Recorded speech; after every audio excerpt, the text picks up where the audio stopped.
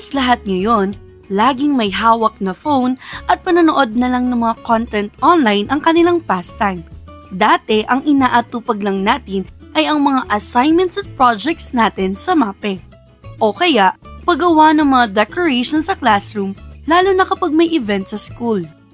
Ayon sa Lifestyle Asia, ang Pilipinas ay may mayamang kultura. Pero dahil sa modernization, maraming tradisyon ang unti-unti nang nawawala o nakakalimutan dahil wala ng interes ang mga tao dito at mas pinipili nila ang mga praktikal na bagay sa panahon ngayon.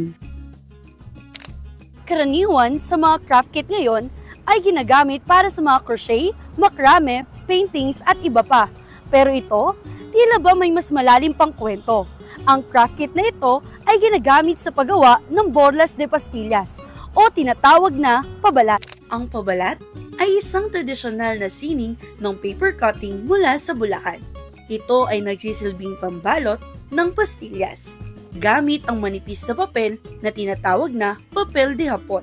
Ginugupit dito ang mga detalyadong disenyo. Ayon sa pag-aaral, hindi tukoy kung saan nga ba talaga nagmula ang pabalat. Gayunpaman, ayon kay Ma'am Nati at sa mga local historians, maaaring impluwensya raw ito ng mga Chinese merchants dahil sa kanilang Chinese paper cutting traditions.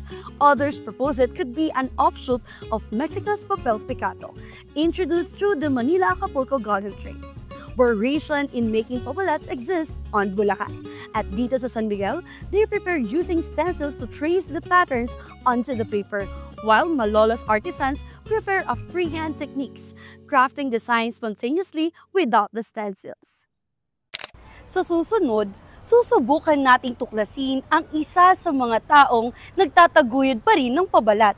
Ano nga ba ang kwento sa likod ng makukulay na papel na ito?